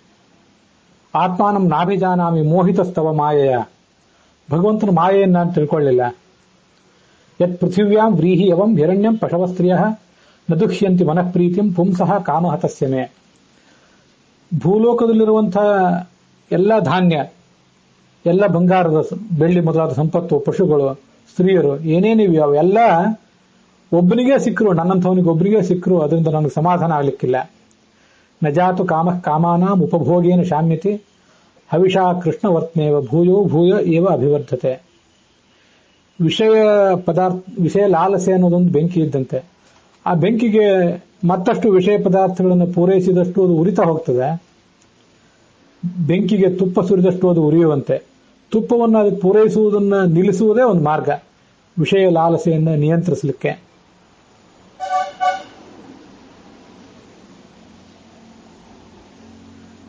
ಯಾ ದುಸ್ತ್ಯಜ ಮತಿಭಿ ಜೀರ್ಯತೋ ಯಾ ನ ಜೀರ್ಯತೆ. ಇಂಥ ಈ ಕಾಮವನ್ನ ದುರ್ಮತಿಗಳು ಬಿಟ್ಟಿರ್ಲಿಕ್ಕೆ ಸಾಧ್ಯ ಇಲ್ಲ. ನಾವು ಜೀರ್ಣರಾದ್ರೂ ಕೂಡ, ನಮ್ಮ ವ್ಯಕ್ತಿತ್ವ, ದೇಹ ಜೀರ್ಣ ಆದ್ರೂ ಕೂಡ ಆಸೆ ಜೀರ್ಣ ಆಗೋದಿಲ್ಲ. ತಾಂ ತೃಷ್ಣಾಂ ದುಃಖ ನಿವಹಾಂ ಶರ್ಮ ಕಾಮೋ ಧೃತಂ ತ್ಯಜೇತ್. ಬಿಟ್ಟುಬಿಡ್ಬೇಕು ಆ ವಿಷಯವನ್ನ. ಇಲ್ಲಿ ಬರೋ ಮಾತಿದು ಮಾತ್ರ ಸ್ವಸ್ರ ದುಹಿತ್ರಾವ. ತಾಯಿ, ತಂಗಿ, ಮಗಳು ಇವ್ರು ಯಾರ ಜೊತೆ ಕೂಡ ಏಕಾಂತದಲ್ಲಿ ಇರಬಾರದು. ಇಂದ್ರಿಯಗಳು ಬಹಳ ಪ್ರಬಲವಾದದ್ದು, ನಮ್ಮ ಕರ್ಮೇಂದ್ರಿಯ ಮತ್ತು ಜ್ಞಾನೇಂದ್ರಿಯಗಳು. ಎಂಥ ವಿದ್ವಾಂಸರನ್ನು ಕೂಡ ತನ್ನ ಬಳಿಗೆ ಸೆಳ್ಕೊಂಡು ಬಿಡ್ತವೆ. 7ನೇ ಸ್ಕಂದದಲ್ಲಿಯೂ ಕೂಡ ಆ ಹೇಳಿದ ಮಾತು ಬ್ರಹ್ಮಚಾರಿಗೋ ಸನ್ಯಾಸಿಗೋ ಹೇಳಿದಂತೆ ಕಂಡ್ರು ಬೇರೆಯವರಿಗೂ ಸಂಬಂಧಪಟ್ಟದ್ದೇ ಅದು. ಇಂದ್ರಿಯಾಣಿ ಪ್ರಮಾಥೀನಿ ಹರಂತ್ಯಪಿ ಯತೇರ್ಮನಃ. ಇಂದ್ರಿಯಗಳು ಬಹಳ ಬಲಿಷ್ಠವಾದದ್ದು. ಅವು ಒಬ್ಬ ಯತಿಯಾದವನ ಮನಸ್ಸನ್ನು ಕೂಡ ಸೆಳ್ಕೊಂಡು ಬಿಡ್ತವೆ. ವಿದ್ವಾಂಸರ ಮನಸ್ಸು ಅಂತ ಬಂತು, ಯತಿಯ ಮನಸ್ಸು ಅಂತೂ ಬಂತು. ಸಮಾಜದಲ್ಲಿ ನಾನು ಅನೇಕ ಬಾರಿ ಹಾಗೆ ಭಾವಿಸೋದಿದೆ. ಸನ್ಯಾಸಿ ಇರಲಿ, ಒಬ್ಬ ವಿದ್ವಾಂಸ ಇರಲಿ, ಬ್ರಹ್ಮಚಾರಿ ಇರಲಿ, ಯಾವುದೇ ವಯಸ್ಸಿನವನಿರಲಿ, ತೀರಾ ಎಳೆ ಮಕ್ಕಳನ್ನು ಹೊರತುಪಡಿಸಿದರೆ ಬೆಳೆಯುವ ಮಕ್ಕಳು, ಈಗಿನ ಕಾಲದಲ್ಲಿ ಬೆಳೆಯುವ ಗಂಡು ಹೆಣ್ಣು ಮಕ್ಕಳಿಗೆ ಎಲ್ರಿಗೂ ಕೂಡ ಈ ಇಂಥ ಒಂದು ವಿಷಯದ ಜಗತ್ತು, ಭೋಗದ ಜಗತ್ತಿನ ಪರಿಚಯ ಬೇಗ ಬೇಗ ಆಗ್ತದೆ. ಆದ್ರಿಂದ ಈ ಯಾವುದೇ ವಯಸ್ಸಿನಲ್ಲಿದ್ದವರು, ಹದಿಹರೆಯದಲ್ಲಿದ್ದವರು, ತರುಣರಾದವರು, ಮಧ್ಯ ವಯಸ್ಕರು, ವೃದ್ಧರು, ನಾಳೆ ಸಾಯ್ತೀನಿ ಅಂತ ಪರಿಸ್ಥಿತಿಯನ್ನು ಎದುರಿಸುವವರು, ಯಾರೂ ಕೂಡ ಯಾವ ಕ್ಷಣದಲ್ಲಿ ಇದಕ್ಕೆ ಬಲಿ ಬೀಳ್ತಾರೋ ಹೇಳಲಿಕ್ಕೆ ಸಾಧ್ಯ ಇಲ್ಲ. ವಿದ್ವಾಂಸರಿರಬಹುದು, ಸನ್ಯಾಸಿಗಳಿರಬಹುದು, ಯಾರಾದರೂ ಇದಕ್ಕೆ ಬಲಿ ಬಿದ್ದಾರೋ. ಆದ್ರಿಂದ ತಾಯಿಯಾಗಲಿ, ಸಹೋದರಿಯಾಗಲಿ, ಮಗಳಾಗಲಿ ಅವ್ರ ಜೊತೆ ಏಕಾಂತದಲ್ಲಿರಬಾರ್ದು. ಒಂದು ಹಂತ ಮೀರಿದ್ರೆ ಅವೆಲ್ಲವೂ ಕೂಡ ಮನುಷ್ಯನಿಗೆ ಘಾತಕ ಆಗ್ತವೆ. ನಾನು 1-2-3 ದಿವಸ ಹಿಂದೆ ಒಬ್ಬರ ಜೊತೆ ಹೀಗೆ ಮಾತನಾಡುವಾಗ ನನ್ನ ಅಭಿಪ್ರಾಯ ಹಂಚಿಕೊಂಡೆ. ಸ್ತ್ರೀಯರನ್ನ ಹೀಗೆ ದುಷ್ಟ ಚಿತ್ತರು, ಚಂಚಲ ಚಿತ್ತರು, ಸ್ವೈರಿಣಿಯರು ಅಂತೆಲ್ಲ ವರ್ಣನೆ ಮಾಡಿದಂಥ ಭಾಗ ಬಂತಲ್ಲ, ಅದನ್ನ ಸಾರ್ವಜನಿಕವಾಗಿ ಎಲ್ಲಾ ಸ್ತ್ರೀಯರಿಗೂ ಸಂಬಂಧಪಟ್ಟಂತೆ ಹೇಳಬಾರದು. ಸ್ತ್ರೀಯ ಎಲ್ಲ ಸಂಬಂಧಗಳು ಕೂಡ ಹಾಳಾಗಿಲ್ಲ. ಪುರುಷ ತನ್ನ ಎಲ್ಲಾ ಸಂಬಂಧಗಳನ್ನು ಹಾಳು ಮಾಡಿಕೊಂಡಿದ್ದಾನೆ. ಅಣ್ಣ ತಂಗಿಯನ್ನ ಧರ್ಷಿಸಿದ್ದಾನೆ, ಉದಾಹರಣೆಗಳು ಗೊತ್ತಿರ್ತವೆ ನಿಮಗೆ. ತಂದೆ ಮಗಳಾದವಳನ್ನ ಧರ್ಷಿಸಿರ್ತಾನೆ. ಇನ್ನ ಮತ್ಯಾವ್ದ್ಯಾವುದೋ ಅನೈತಿಕ ಸಂಬಂಧಗಳಂತೂ ಸುತ್ತಮುತ್ತಲ ಎಲ್ಲಾ ಕಡೆ ಇದ್ದೇ ಇರ್ತವೆ. ಆದ್ರೆ ಈ ಜಗತ್ತಿನಲ್ಲಿ ಕೆಡದೇ ಇರುವಂತಹ ಒಂದೇ ಸಂಬಂಧ. ತಾಯಿಯೆಂದೂ ಕೂಡ ಮಗನ ಮೇಲೆ ಧರ್ಷಣೆ ಮಾಡಿರ್ಲಿಕ್ಕಿಲ್ಲ. ಮಲತಾಯಿಯಾದವಳು ಒಬ್ಬ ಹುಡುಗನ ಜೊತೆಗೆ ಏನೋ ಅನ್ಯಾಯ, ಅನೈತಿಕ ಕಾರ್ಯವನ್ನು ಮಾಡಿರಬಹುದು. ಆದರೆ ತಾಯಿಯಾದವಳು ಎಂದೂ ಕೂಡ ಮಗನ ಬಗ್ಗೆ ಹಾಗೆ ತಪ್ಪಿ ನಡೆದಿಲ್ಲ. ಇದು ಒಂದು ನಾವು ಗಮನಿಸಬೇಕಾದಂತ ಸಂಗತಿ. ತಂದೆಯಾದವನು ಮಗಳ ಜೊತೆಗಿರೋ ಸಂಬಂಧವನ್ನು ಹಾಳು ಮಾಡ್ಕೊಂಡಿದ್ದಾನೆ. ಅನೇಕ ಉದಾಹರಣೆಗಳನ್ನು ನೋಡ್ತೀವಿ. ಅಣ್ಣಂದರು ತಂಗಿಯಂದರ ಜೊತೆಗೆ ಅಂಥ ಅನೈತಿಕ ವ್ಯವಹಾರ ನಡೆಸಿದ್ದನ್ನ ಕೇಳ್ತೇವೆ. ಆದರೆ ತಾಯಿ ಮಾತ್ರ ತನ್ನ ಆ ತಾಯಿತನವನ್ನು ಎಂದೂ ಹಾಳು ಮಾಡಿಕೊಂಡಿಲ್ಲ. ಅದು ನಮಗೆ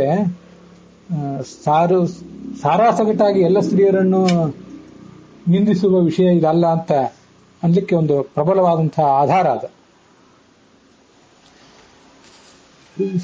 ಒಟ್ಟಾರೆ ಸ್ತ್ರೀಯರಲ್ಲಿ ಎಷ್ಟು ಜನ ಸ್ವೈರಿಣಿಯರಾಗಿದ್ದಾರೆ, ಎಷ್ಟು ಜನ ಇಲ್ಲ ಅಂತ ಶೇಕಡಾವಾರು ಪ್ರಮಾಣ ತೆಗೆದು ನಾವು ಮಾಡಬೇಕಾದ್ದೇನಿಲ್ಲ. ಆ ಶೇಕಡಾವಾರು ಪ್ರಮಾಣದಿಂದ ನಮ್ಗೆ ಆಗಬೇಕಾದದ್ದೇನಿದೆ. ಕೆಲವರು ಯಾರೋ ಸ್ವೈರಿಣಿಯರಿದ್ದಾರೆ. ಅನೇಕ ದೊಡ್ಡ ಪ್ರಮಾಣದವರು ತಮ್ಮ ಪಾತಿವೃತ್ಯ ಬಲದಿಂದ ಈ ಜಗತ್ತನ್ನೇ ಧರಿಸುವಂತಹ ಶಕ್ತಿ ಇದ್ದವರು. ಕಳೆದ ದಿವಸ ಅಂತ ಕೆಲವು ಮಾತುಗಳನ್ನೆಲ್ಲ ನಾವು ನೋಡಿದ್ದೀವಿ. ಈ ಹಿಂದೆ ಕೆಲವು ಮಾತುಗಳನ್ನು ನೋಡಿದ್ದೀವಿ ನಾವು. ಅಂಥವರು ಕೂಡ ಕೆಲವರು ಇದ್ದೇ ಇದ್ದಾರೆ. ಹೀಗಿರುವಾಗ ಆ ಮಾತ್ರ ಸ್ವಸ್ತ್ರ ದುಹಿತ್ರಾವ ಅನ್ನೋ ಮಾತು ಅದೆಷ್ಟು ಮಹತ್ವದ ಮಾತು. ಹೇಗೆ ಮನುಷ್ಯ ತನ್ನ ಶೀಲವನ್ನ, ಚಾರಿತ್ರ್ಯವನ್ನ ಕಾಪಾಡಿಕೊಳ್ಳಿಕ್ಕೆ ಒಂದು ಗಮನ ಕೊಡಬೇಕು ಅಂತ ಅನ್ನೋದನ್ನ ಶಾಸ್ತ್ರ ಹೇಳಿದ್ದನ್ನು ನಾವು ಗಮನಿಸಬಹುದು. ಮನುಷ್ಯ ತನ್ನ ಮನಸ್ಸು ಬಹಳ ಸೂಕ್ಷ್ಮ ಆದ್ದರಿಂದ ಅಂತಹ ಪ್ರಸಂಗಗಳಲ್ಲಿ ಅತ್ಯಂತ ದೊಡ್ಡವನು ಕೂಡ ಬಲಿ ಬೀಳೋ ಸಹಜ ಅಂತ ನಾವು ನೋಡಿದ್ವಲ್ಲ. ಯತಿಗಳು, ಪಂಡಿತರು ಮೊದಲಾದವರು ಪ್ರತಿಯೊಬ್ಬರು ಕೂಡ. ಆದ್ರಿಂದಲೇ ಇಂಥ ಒಂದು ಪ್ರಯತ್ನ ಏನಿದೆ, ಇದು ಯಾರೋ ಕೆಲವರು ಮಾಡುವ ಪ್ರಯತ್ನ ಅಲ್ಲ. ಇದು ಪ್ರತಿಯೊಬ್ಬರೂ ಮಾಡಬೇಕಾದಂತಹ ಒಂದು ಪ್ರಯತ್ನ ಇದು. ಹಾಗಿರುವಾಗ ಪುರುಷ ಅವರಿಂದ ದೂರ ಇರಬೇಕು, ಇಂಥ ಸ್ತ್ರೀಯರಿಂದ ಅಂತ ಏನ್ ಮಾತು ಬಂತಲ್ಲ. ಸ್ತ್ರೀಯರು ಕೂಡ ಅಂಥವರಿಂದ ದೂರ ಇರಬೇಕು. ಯಾವೊಬ್ಳು ಸ್ತ್ರೀಯಿಂದ ಏನಾಗಬೇಕಾದ ಕೆಲಸ ಇದೆಯೋ ಅಷ್ಟು ಮಾತ್ರ ಕೆಲಸವನ್ನು ಮಾಡಿ ಯಾವದರ್ಥಂ ಅಂತ ಏನ್ ಭಾಗವತದಲ್ಲಿ ಬಂತಲ್ಲ, ಸ್ತ್ರೀಯರು ಕೂಡ ಹಾಗೆ ಮಾಡಬೇಕಾದದ್ದೇ. ಅವ್ರಿಗೂ ಕೂಡ ನಾವು ಹೇಳಬೇಕಾದಂಥ, ಅವರು ಕೂಡ ತಮಗೆ ತಾವು ಹೇಳಿಕೊಳ್ಬೇಕಾದಂಥ ಒಂದು ಮಾತದು.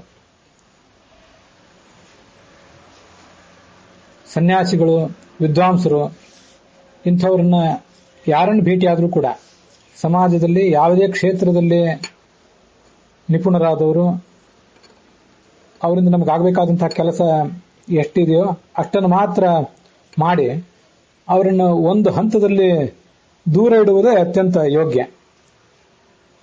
ಹೀಗೆ ಸ್ತ್ರೀಯರು ಪುರುಷರನ್ನ, ಪುರುಷರು ಸ್ತ್ರೀಯರನ್ನು ದೂರ ಇಡಬೇಕು. ನಮಗೆ ಈ ಕಾಲಕ್ಕೆ ತಕ್ಕಂತ ನಡಿಬೇಕು, ಸೋಷಿಯಲ್ ಅಂತ ಅನ್ಸ್ಕೋಬೇಕು. ಓಲ್ಡ್ ಫ್ಯಾಷನ್ ಅಂತ ಆಗಬಾರ್ದು ನಾವು. ಹಳೆ ಕಾಲದ ಮನೋವೃತ್ತಿಯವರು ಅಂತ ಆಗಬಾರದು ಅಂತ ಏನೇನೋ ಭ್ರಮೆಗಳು ನಮ್ಮ ತಲೆಯಲ್ಲಿ ತುಂಬಿರ್ತವೆ. ಆ ಕಾರಣಕ್ಕಾಗಿ ಸೋಷಿಯಲ್ ಆಗಬೇಕು ಅಂತ ಕಾರಣದಿಂದಾಗಿ ನಾವು ಏನೇನೋ ವಿಷಯಗಳಲ್ಲಿ ತೊಡಗುತ್ತೇವೆ. ಓಲ್ಡ್ ಫ್ಯಾಷನ್ ಆಗಬಾರ್ದು ಅಂತ ಹೇಳಿ ಮತ್ತೇನೇನೋ ಮಾಡ್ಲಿಕ್ಕೆ ಹೋಗ್ತೇವೆ. ನಮ್ಮನ್ನು ಯಾರಾದರೂ ಸೋಷಿಯಲ್ ಅಲ್ಲ, ಫ್ರೆಂಡ್ಲಿ ಅಲ್ಲ, ಇವರು ಓಲ್ಡ್ ಫ್ಯಾಷನ್ ಅಂತ ನಮ್ಮನ್ನು ಗೇಲಿ ಮಾಡಿದ್ರೂ ತೊಂದರೆ ಇಲ್ಲ. ನಾವು ನಮ್ಮ ಚಾರಿತ್ರ್ಯ, ಶೀಲ ಇತ್ಯಾದಿಗಳ ರಕ್ಷಣೆಗಾಗಿ ಸ್ತ್ರೀಯರು ಪುರುಷರು ಎಲ್ಲರೂ ಕೂಡ ಅಂತಹ ಕಠಿಣವಾದಂತಹ ಪ್ರಯತ್ನಗಳನ್ನು ಮಾಡಬೇಕಾದದ್ದು ಎಂದಿಗಿಂತ ಇಂದು ಹೆಚ್ಚು ಪ್ರಸ್ತುತ. ಪಾಶ್ಚಾತ್ಯರು ಅದನ್ನು ಮಾಡ್ತಾ ಇದ್ದಾರೆ, ನಾವು ಮಾತ್ರ ಅದನ್ನ ಮರೆತಂತೆ ಕಾಣಿಸ್ತದೆ. ಇಂಥ ಕೆಲವು ವರದಿಗಳನ್ನು ನಾನು ಬಹಳ ಹಿಂದೆ ನೋಡಿದ್ದೆ. ಅವಿವಾಹಿತರಾದಂತಹ ಶಾಲಾ ಬಾಲಕಿಯರು, ಕಾಲೇಜಿಗೆ ಹೋಗುವಂಥ ಯುವತಿಯರು, ಅವರಲ್ಲಿ ಅವಿವಾಹಿತ ತಾಯ್ತನ ಕಾಣಿಸ್ಕೊಳ್ಳಿಕ್ಕೆ ಶುರುವಾಯಿತು. ಅದೊಂದು ದೊಡ್ಡ ಸಮಸ್ಯೆ ಆಯಿತು ಸಮಾಜದ ವಿಜ್ಞಾನಿಗಳಿಗೆ, ಪಾಲಕರಿಗೆ, ಮೊದಲಾದವರಿಗೆ.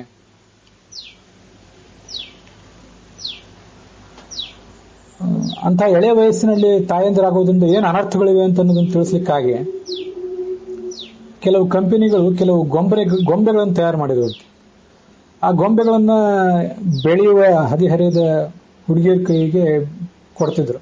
ಆ ಗೊಂಬೆಗಳು ಯಾವಾಗಂದ್ರೆ ಆವಾಗ ರಂಪ ಮಾಡಿ, ಚೀರಾಡಿ, ಕಿರುಚಿ ಆ ಹುಡುಗಿಯರಿಗೆ ತೊಂದರೆ ಕೊಡುವಂಥ ವ್ಯವಸ್ಥೆ, ಅದರಲ್ಲಿ ಒಂದು ಯಾಂತ್ರಿಕ ವ್ಯವಸ್ಥೆ. ಆ ಗೊಂಬೆ ಮೂಲಕ ಅವ್ರು ಕಲ್ತ್ಕೋಬೇಕಾದ ಏನಂದ್ರೆ, ಈ ಶಿಕ್ಷಣ ಪಡ್ಕೊಳ್ಬೇಕಾದ, ಉದ್ಯೋಗದಲ್ಲಿ ನೆಲೆ ಕಾಣಬೇಕಾದ ವಯಸ್ಸಿನಲ್ಲಿ ನಾವಿಂಥವನ್ನೆಲ್ಲ ಮಾಡ್ಕೊಂಡ್ಬಿಟ್ರೆ ನಮಗೇನು ಸಮಸ್ಯೆ ಆದೀತು ಅಂತ ಅನ್ನೋದನ್ನ ತಿಳ್ಕೋಬೇಕು ನಾವು ಅಂತ ಅವ್ರಿಗೆ ಮನವರಿಕೆ ಆಗಬೇಕು. ಅದಕ್ಕಾಗಿ ಇದನ್ನೆಲ್ಲ ಮಾಡ್ತಾರಂತೆ. ಇಂಥ ವಿಚಿತ್ರವಾದ ಉಪಾಯಗಳನ್ನೆಲ್ಲ ಅವ್ರು ಅನುಸರಿಸಬೇಕಾಯ್ತು. ಪರದೇಶದ ಯಾವುದೋ ಒಂದು ವರದಿ ಇದೆ. ಬಹಳ ದೀರ್ಘಕಾಲದ ಸ್ವೇಚ್ಛಾಚಾರದ ಜೀವನ ನಡೆಸಿ ಬೇಸತ್ತು, ಇದರಲ್ಲಿ ಯಾವುದೇ ಸುಖ ಇಲ್ಲ ಅಂತ ಗೊತ್ತಾಗಿ ನಾವಿನ್ನು ಬ್ರಹ್ಮಚಾರಿಗಳಾಗಿರೋಣ ಅಂತ ಒಂದು ಪ್ರತಿಜ್ಞೆಯನ್ನ ಅವ್ರು ಮಾಡ್ತಾರೆ. ಅನೇಕ ಜನ ನಾವಿನ್ನು ಮುಂದೆ ಯಾವತ್ತೂ ಕೂಡ ಬ್ರಹ್ಮಚಾರಿಣಿಯಾಗಿರಬೇಕು, ವರ್ಜಿನ್ ಆಗಿರಬೇಕು ಅಂತ ಪ್ರತಿಜ್ಞೆ ಮಾಡಿ ಆ ಪ್ರಕಾರ ನಡ್ಕೊಳ್ತಾರೆ. ನಾವು ವರ್ಜಿನ್ ಆಗಿದ್ದೇವೆ ಅಥವಾ ಇನ್ನು ಮುಂದೆ ನಾವು ಅಂಥ ಕೃತ್ಯಗಳನ್ನು ಮರಳಿ ಮಾಡೋದಿಲ್ಲ ಅಂತ ಹೇಳಿಕೊಳ್ಳುವುದು ಅದೊಂದು ಬಹಳ ಹೆಮ್ಮೆಯ ಸಂಗತಿ ಅವರಲ್ಲಿ ಅಂತ ನಾನು ಕೇಳಿದೆ. ಮನುಷ್ಯ, ಸ್ತ್ರೀ ಆಗಲಿ ಪುರುಷ ಆಗಲಿ, ತಪ್ಪಿ ನಡೆದ್ರೆ ಏನು ಆದೀತು ಅನ್ನೋದನ್ನ ಅವ್ರು ಮನವರಿಕೆ ಮಾಡಿಕೊಂಡು ಈ ತರ ಶುದ್ಧರಾಗಿ ಬದುಕುವಂತಹ ಪ್ರಯತ್ನವನ್ನ ಮಾಡ್ತಿದ್ದಾರೆ. ಅದು ಕೂಡ ನಮಗೊಂದು ಮಾರ್ಗ ಆಗಬೇಕು, ಅದೊಂದು ಮಾದರಿ ಆಗ್ಬೇಕು ನಮಗೆ. ಆದ್ರೆ ಅನೇಕ ಕಡೆ ಸಮಾಜ ಬೆಳೆದಾಗ, ಸಮಾಜ ಮುಂದುವರೆದಂತೆ ಅನೇಕ ಹಿಂದಿನ ಮೌಲ್ಯಗಳೆಲ್ಲ, ಆದರ್ಶಗಳೆಲ್ಲ ನುಚ್ಚುನೂರಾಗಿಬಿಡ್ತವೆ. ಕೆಲವು ಕ್ಷೇತ್ರಗಳಲ್ಲಿ ಇಂಥ ಅನೈತಿಕತೆಯ ಅಪಾಯ ಹೆಚ್ಚು. ಅಂಥದ್ರಿಂದ ಬಹಳ ಎಚ್ಚರಿಕೆಯಿಂದ ಇರಬೇಕು. ಹುತ್ತದಲ್ಲಿ ಹಾವಿದೆಯೋ ಇಲ್ಲೋ ಗೊತ್ತಿಲ್ಲ, ಆದ್ರೂ ಹುತ್ತ ಕಂಡ್ರೆ ಅದರಿಂದ ದೂರ ಇಡಬೇಕು ಮನುಷ್ಯ. ಅದರಂತೆ ಇಂಥ ಕ್ಷೇತ್ರಗಳು, ಕೆಲವು ಪ್ರಸಂಗಗಳು, ಅವುಗಳನ್ನ ಮನುಷ್ಯ ಅವಾಯ್ಡ್ ಮಾಡಬೇಕು. ಆದರೆ ಈಗೊಂದು ಕಾಲ ಇಂಥದ್ದು ಬಂದಿದೆಯಲ್ಲ, ಹಿಂದಿನ ಕಾಲದಲ್ಲಿ ಯಾವುದನ್ನು ತಪ್ಪು ಅಂತ ಜನ ಭಾವಿಸ್ತಾ ಇದ್ರು, ಯಾವುದು ತಮಗೆ ಉಚಿತ ಅಲ್ಲ ಅಂತ ಭಾವಿಸ್ತಾ ಇದ್ರು, ಅಂಥದಕ್ಕೆ ಈಗ ಜನ ಕುಟುಂಬ ಸಮೇತವಾಗಿ ಪ್ರತಿಯೊಬ್ಬರು ಕೂಡ ಅದರಲ್ಲಿ ಭಾಗವಹಿಸಲಿಕ್ಕೆ, ಅದನ್ನು ನೋಡಲಿಕ್ಕೆ ಹೋಗ್ತಾ ಇರೋದೆಲ್ಲ ಕಂಡು ಬಂದಿದೆ. ಯಾವುದೇ ಕ್ಷೇತ್ರದಲ್ಲಿರುವಂತಹ ವ್ಯಕ್ತಿಗಳು ಸಾರಾಸಗಟಾಗಿ ಭ್ರಷ್ಟರಿರುವುದಿಲ್ಲ. ಆದರೂ ಒಂದು ವರದಿ ನಾನು ನೋಡಿದೆ ಬಹಳ ಹಿಂದೆ. ಹಾಲಿವುಡ್ನಲ್ಲಿ ನಟ ನಟಿಯರಾದವರಿಗೆ, ಆಕ್ಟ್ರೆಸ್ಗಳಿಗೆ ಯಾರು ಮನೆ ಬಾಡಿಗೆ ಕೊಡ್ತಿರ್ಲಿಲ್ಲಂತೆ. ಯಾಕೆ ಮನೆ ಬಾಡಿಗೆ ಕೊಡ್ತಿರ್ಲಿಲ್ಲ ಅದನ್ನ ನಾವೇ ಊಹೆ ಮಾಡಬೇಕು. ಅಂಥದೊಂದು ಆ ಒಂದು ವೃತ್ತಿ, ಆ ಒಂದು ಕ್ಷೇತ್ರ ಅದ್ಯಾಕೋ ಕೆಲವು ಜನರಿಗೆ ಸೇರ್ತಿರ್ಲಿಲ್ಲ. ಆದ್ರಿಂದ ಅಲ್ಲಿದ್ದವರಿಗೆ ಬಾಡಿಗೆ ಕೊಡ್ತಿರ್ಲಿಲ್ಲ ಅಂತವ್ರು ಮನೆ. ಬಹಳ ಆಶ್ಚರ್ಯ ಅನಿಸ್ತು ನನಗೆ. ಆದ್ರೆ ಮುಂದೊಂದು ಕಾಲದಲ್ಲಿ ಹಾಲಿವುಡ್ನಲ್ಲೇನು ಇಲ್ಲಿ ನಮ್ಮಲ್ಲಿ ಕೂಡ ಅದು ಎಲ್ರಿಗೂ ತುಂಬಾ ಆಕರ್ಷಣೆಯ ಹಣ ಹೆಸರನ್ನು ಕೊಡುವಂತಹ ಒಂದು ಕ್ಷೇತ್ರ ಆಗಿಬಿಡ್ತು. ಅದನ್ನ ಗಮನಿಸಬೇಕು. ಯಾವುದೇ ಕಲೆ, ಮನರಂಜನೆ ಇತ್ಯಾದಿ ಯಾವ ಕ್ಷೇತ್ರವೂ ಕೂಡ ತಾನೇ ತಾನಾಗಿ ಸ್ವಯಂ ಭ್ರಷ್ಟ ಆಗಿರೋದಿಲ್ಲ. ಅಲ್ಲಿದ್ದವರು ಅದನ್ನು ದುರುಪಯೋಗ ಮಾಡಿಕೊಂಡಾಗ ಮಾತ್ರ ಅದು ಅಂಥ ಕುಖ್ಯಾತಿಯನ್ನು ಗಳಿಸಿಬಿಡ್ತದೆ. ಇವತ್ತು ನಾವೆಲ್ಲರೂ ಕುಟುಂಬ ಸಮೇತರಾಗಿ ಅವನ್ನೆಲ್ಲ ನೋಡಿದರೂ ಕೂಡ, ಅಲ್ಲಿರುವಂತಹ ನೋಡಬಾರ್ದಾದ ಸಂಗತಿಗಳನ್ನು ನೋಡಿದರೂ ಕೂಡ ಅದು ನಮಗೇನು ಒಂದು ದೊಡ್ಡ ವಿಷಯ ಅಂತಾನೆ ಅನಿಸ್ತಾ ಇಲ್ಲ. ಅನೇಕ ಕಡೆ ತಾಯಂದಿರಾದವರು ತಮ್ಮ ಮಗಳಂದ್ರನ್ನ ಅಂಥ ಕೆಲವು ಪ್ರತಿಭಾ ಪ್ರದರ್ಶನ ಮೊದಲಾದದಕ್ಕೆ ಕರ್ಕೊಂಡು ಹೋಗೋದು, ತಾವೇ ಪ್ರೋತ್ಸಾಹಿಸುವುದು, ಇಂಥವೆಲ್ಲ ಕಂಡು ಬರ್ತೇವೆ. ನಾನು ಇವನ್ನೆಲ್ಲ ಪೇಪರ್ನಲ್ಲಿ ವರದಿಗಳನ್ನು ನೋಡಿದ್ದಷ್ಟೇ. ನಾನು ಹೊಸದಾಗಿ ಯಾವುದನ್ನು ಹೇಳಬೇಕಾಗಿಲ್ಲ. ಏನಿದೆ ಎಲ್ಲವೂ ಕೂಡ ಬಂದೇ ಇದೆ, ಎಲ್ಲ ಕಡೆ ಎಲ್ಲರಿಗೂ ಕಾಣಿಸುವಂಥದ್ದೇ ಆಗಿದೆ. ಅಷ್ಟಾಂಗ ಬ್ರಹ್ಮಚರ್ಯದ ಮೆಟ್ಟಲುಗಳನ್ನು ಒಂದೊಂದಾಗಿ ನಾವು ಕಡಿದು ಉರುಳಿಸ್ತಾ ಇದ್ದೇವೆ. ವ್ಯಭಿಚಾರದ ಕಡೆಗೆ ನಿಧಾನವಾಗಿ ಸಾಗ್ತಾ ಇದ್ದೇವೆ. ಆ ಸಾಗ್ತಿರುವುದು ಅಧಃಪತನದ ಕಡೆಗೆ ಅಂತ ನಮ್ಗೆ ಗೊತ್ತಾಗ್ತಿಲ್ಲ. ಅದೆಲ್ಲೋ ಒಂದು ಬಾರಿ ನಮ್ಮನ್ನು ತಗೊಂಡ್ರೆ ಬೀಳಿಸಿಬಿಡ್ತದೆ. ಲಕ್ಷ್ಮಣ ಸೀತೆಯ ಪಾದದ ನೂಪುರಗಳನ್ನು ಗುರುತಿಸ್ಲಿಕ್ಕೆ ಸಮರ್ಥನಾದಂತೆ. ಇವು ಸೀತೆಯ ಆಭರಣಗಳು, ಪಾದದ ಆಭರಣಗಳು. ಹೌದು, ನಾವು ನಿತ್ಯ ನಮಸ್ಕಾರ ಮಾಡುವಾಗ ಅವುಗಳನ್ನು ನೋಡಿದ್ದೇನೆ, ಅದು ನನಗೆ ಗೊತ್ತಿದೆ ಅಂತ ಅವನು ಹೇಳ್ಕೊಂಡ. ಆದರೆ ಆಕೆ ಹಾಕ್ಕೊಂಡಿದ್ದಂತಹ ಕರ್ಣ, ಕುಂಡಲ ಇವುಗಳ ಪರಿಚಯ ನನಗಿಲ್ಲ. ಅವಳ ಮುಖವನ್ನು ನಾನು ಅತ್ತಿಗೆ ಮುಖವನ್ನು ಗಮನ ಇಟ್ಟು ನಾನು ನೋಡಿಲ್ಲ ಅಂತ ಅವನು ಹೇಳಿದ. ಅವನಿಗೆ ಅವಳ ಕರ್ಣ ಕುಂಡಲಗಳನ್ನು ಗುರುತಿಸ್ಲಿಕ್ಕೆ ಆಗಲಿಲ್ಲ ಅಂತ ರಾಮಾಯಣ ಹೇಳ್ತದೆ. ನಾಹಂ ಜಾನಾಮಿ ಕೇಯೂರೇ ನಾಹಂ ಜಾನಾಮಿ ಕುಂಡಲೆ ನೂಪುರೇತು ಅಭಿಜಾನಾಮಿ ನಿತ್ಯಂ ಪಾದಾಭಿವಂದನಾತ್. ನಿತ್ಯ ಕಾಲಿಗೆ ನಮಸ್ಕಾರ ಮಾಡ್ತಿದ್ದಿಂದ ಕಾಲಿಗೆ ಹೆಜ್ಜೆಗಳ ಗುರುತು ನನಗಾಗ್ತದೆ, ಉಳಿದ ಗುರುತಾಗೋದಿಲ್ಲ ಅಂತ ಹೇಳಿದ ಅವನು. ಅಂಥವರೆಲ್ಲ ಇದ್ರು ನಮ್ಮ ಸಮಾಜದಲ್ಲಿ. ಆದರೆ ಈಗ ಅನೇಕ ಕಡೆ ಇಂಥ ಕೆಲವು ಪ್ರತಿಭಾ ಪ್ರದರ್ಶನದ ಕಾರ್ಯಕ್ರಮಗಳು, ಇಂಥ ಕಡೆ ನಡೀತಿರುವ ಸಂಗತಿಗಳು, ಅಲ್ಲಿ ಬಂದಿರುವಂಥ ಕೆಲವು ರಿಮಾರ್ಕ್ಗಳು, ಇಂಥವನ್ನೆಲ್ಲ ಗಮನಿಸ್ತಾ ಹೋದ್ರೆ ಇಂಥ ಒಂದು ಆದರ್ಶ ನಮ್ಮ ಪ್ರಾಚೀನ ಕಾಲದಲ್ಲಿ ಇತ್ತು ಅಂತನ್ನೋದೇ ನಮ್ಮ ಜನರಿಗೆ ಗೊತ್ತೇ ಇಲ್ಲ. ಅನೇಕ ಜನರಿಗೆ ಗೊತ್ತಿದ್ದವರಿಗೂ ಕೂಡ ಅದು ಮರ್ತು ಹೋಗಿದೆ ಅಂತ ಕಾಣಿಸ್ತದೆ. ನಾವು ಅತ್ಯಂತ ಸುಲಭವಾಗಿ ಯಾವುದನ್ನ ಅರ್ಜುನ ಪಾಪ ಅಂತ ಅನ್ಕೊಂಡಿದ್ನೋ, ಯಾವುದನ್ನು ಮಾಡಬಾರದು ಅಂತ ಲಕ್ಷ್ಮಣನಿಗೆ ಅದು ಪಾಪ ಅಂತ ಅನಿಸುತ್ತೋ, ಅದ್ಯಾವುದು ನಮಗೀಗ ಪಾಪ ಅಂತ ಅನಿಸಿಲ್ಲ. ಅದೆಲ್ಲ ತುಂಬಾ ಸಹಜ ಆಗಿಬಿಟ್ಟಿದೆ. ಪ್ರದರ್ಶಿಸುವವರಿದ್ದಾರೆ, ತೋರಿಸುವವರಿದ್ದಾರೆ, ನೋಡುವವರು ಕೂಡ ಇದ್ದಾರೆ ಸಮಾಜದಲ್ಲಿ. ಅಂಥ ಒಂದು ಕೆಳ ಹಂತಕ್ಕೆ ನಾವು ಬಂದುಬಿಟ್ಟಿದ್ದೇವೆ. ಕುಟುಂಬ, ಗಂಡ ಹೆಂಡಂದಿರು, ಗಂಡ ಹೆಂಡತಿಯವರ ನಡುವಿನ ಒಂದು ಸಂಬಂಧ, ಘನವಾದ ಸಂಬಂಧ, ಇದ್ರ ಬಗ್ಗೆ ಒಂದು ಆದರ್ಶ, ಇವನ್ನ ನಮ್ಮ ಮಾಧ್ಯಮಗಳು ಚಿತ್ರಿಸ್ತಾ ಇಲ್ಲ ಅಂತಲ್ಲ, ಚಿತ್ರಿಸ್ತೇವೆ. ಕೆಲವು ಕಡೆ ಇಂಥ ಅಸಹ್ಯಗಳು ಕೂಡ ನುಣಿಸ್ಕೊಂಡಿವೆ. ಜಾಹೀರಾತುಗಳನ್ನು ತೋರಿಸುವಾಗ ಇಂಥ ಒಂದು ವಸ್ತುವನ್ನು ಉಪಯೋಗ ಮಾಡಿರಿ. ನೀವು ನೈಸರ್ಗಿಕವಾಗಿ ನೀವು ಕುರೂಪಿಗಳಾಗಿದ್ರು ಕೂಡ ನಿಮಗಿದ್ರಿಂದ ಒಂದು ಆಕರ್ಷಣೆ, ಸೌಂದರ್ಯ, ಒಂದು ಗ್ಲಾಮರ್ ಬರ್ತದೆ. ಆದ್ರಿಂದ ಅನೇಕ ಥರದ ಅವಕಾಶಗಳನ್ನು ನೀವು ಕಳ್ಕೋತೀರಿ, ಅದನ್ನು ಪಡ್ಕೋತೀರಿ ನೀವು ಅಂತ ಆ ಜಾಹೀರಾತುಗಳ ಒಂದು ಪ್ರದರ್ಶನದಲ್ಲಿ ತೋರಿಸ್ತಾರೆ. ಅಂತ ಅವಕಾಶಗಳು ಎಂಥ ಅವಕಾಶಗಳು ಅಂದ್ರೆ ಅನೈತಿಕ ಅವಕಾಶಗಳೇ. ಆ ಅವಕಾಶಗಳನ್ನು ನೋಡಿದ್ರೆ ಅವು ಗಂಡ ಹೆಂಡಂದಿರ ನಡುವಿನ ಅವಕಾಶಗಳು ಅಂತ ಅನ್ಸೋದಿಲ್ಲ ನನಗೆ. ನಿಮಗೂ ಅನಿಸ್ಲಿಕ್ಕಿಲ್ಲ, ನೀವು ನೋಡೇ ಇರ್ತೀರಿ. ಒಂದು ವಸ್ತುವನ್ನು ಉಪಯೋಗ ಮಾಡಿದ್ರಿಂದ, ಒಂದು ಯಾವುದೋ ಸುಗಂಧವೋ ಮತ್ತೊಂದು ಯಾವುದೋ ಸಾಬೂನೋ ಅದನ್ನು ಉಪಯೋಗ ಮಾಡಿದ್ರಿಂದ ನಮಗೆ ಸಿಗುವಂಥ ಕೆಲವು ಅವಕಾಶಗಳು, ಅಲ್ಲಿ ತೋರಿಸುವಂತಹ ಗಂಡು ಹೆಣ್ಣು ಅವ್ರನ್ನ ಗಂಡ ಹೆಂಡತಿ ಅಂತ ಹೇಳುವ ಪರಿಸ್ಥಿತಿ ಇರೋದಿಲ್ಲ. ಅದಕ್ಕೆ ಬೇಕಾದ ಯಾವ ಹಿನ್ನೆಲೆ ಕೂಡ ಅಲ್ಲಿ ಇರೋದಿಲ್ಲ. ಯಾರೋ ಅಪರಿಚಿತ ಒಂದು ಗಂಡು, ಅಪರಿಚಿತ ಒಂದು ಹೆಣ್ಣು, ಅದನ್ನು ಉಪಯೋಗ ಮಾಡಿಕೊಂಡಿದ್ರಿಂದಲೇ, ಆ ಸಾಮಾನನ್ನ ಅಂತ ಒಂದು ಸರಕನ್ನು ಉಪಯೋಗ ಮಾಡಿದ್ರಿಂದಲೇ ಅವ್ರು ಯಾವ ಅವಕಾಶವನ್ನು ಪಡ್ಕೊಂಡ್ರು ಅಂತ ಅನ್ನೋದನ್ನ ನೋಡಿದ್ರೆ ಅದನ್ನ ವ್ಯಭಿಚಾರ ಅಂತ ಹೇಳದೆ ಬೇರೆ ಏನು ಮಾರ್ಗ ಇಲ್ಲ. ನಾವು ಇದನ್ನೆಲ್ಲ ಇಂಥ ವಿಚಾರಗಳನ್ನ ಅನೈತಿಕತೆಗಳನ್ನ ಎಲ್ಲೆಲ್ಲೋ ಬೇರೆ ಬೇರೆ ದೂರದ ವಲಯಗಳಲ್ಲಿ ಮಾತ್ರ ನೋಡ್ತಾ ಇದ್ದು, ಮನೆಗಳಲ್ಲಿ ಅದೆಲ್ಲ ಕಾಣಿಸ್ತಿರ್ಲಿಲ್ಲ. ಎಲ್ಲ ಕಡೆ ಅಂತರ್ಜಾಲ, ಜಾಹೀರಾತು, ಆಧುನಿಕ ಉಪಕರಣಗಳು ಇವೆಲ್ಲ ನಮ್ಮ ಕೈಯಲ್ಲಿ ಬಂದಾಗ ಅದರ ವಿಜೃಂಭಣೆ, ಆ ಅನೈತಿಕತೆಯ ವಿಜೃಂಭಣೆ ನಮಗೆ ಪ್ರತಿಯೊಬ್ಬರಿಗೂ ಕೂಡ ಸಹಜ ಆಗಲಿಕ್ಕೆ ತೊಡಗಿಬಿಟ್ಟಿದೆ. ನಾವು ಕುಟುಂಬ ಸಮೇತವಾಗಿ ಅದನ್ನೆಲ್ಲ ನೋಡಿದ್ರೂ ಕೂಡ ನಮಗೇನು ಇರಿಸು ಮುರುಸು ಯಾರಿಗೂ ಆಗ್ತಿಲ್ಲ. ಬಹಳ ಸಹಜ ಇದೆಲ್ಲ ಅಂತ ಅನಿಸ್ತಾ ಇದೆ. ಯಾರು ಅನೈತಿಕತೆಗೆ ಇಳಿದ್ರೆ ಸಮಾಜ ಹೆಚ್ಚು ಕೆಡ್ತದೆ, ಸ್ತ್ರೀಯರು ಅನೈತಿಕತೆಗೆ ಇಳಿದ್ರೆ ಸಮಾಜ ಹೆಚ್ಚು ಕೆಡ್ತದೋ, ಪುರುಷರು ಅನೈತಿಕತೆಗೆ ಇಳಿದ್ರೆ ಸಮಾಜ ಹೆಚ್ಚು ಕೆಡ್ತದೋ ಅಂತ ಆಲೋಚನೆ ಮಾಡುವಂಥ ಕಾಲ ಇದಲ್ಲ. ಎಲ್ಲರೂ ಕೂಡ ಸೇರಿಯೇ ಮಾಡಬೇಕಾದ, ಎಲ್ಲರೂ ಕೂಡ ಸೇರಿಯೇ ಶೀಲವನ್ನ, ಚಾರಿತ್ರ್ಯವನ್ನ, ನೈತಿಕತೆಯನ್ನ ಕಾಪಾಡಿಕೊಳ್ಬೇಕಾದಂತಹ ಒಂದು ಪ್ರಸಂಗ ಇದು.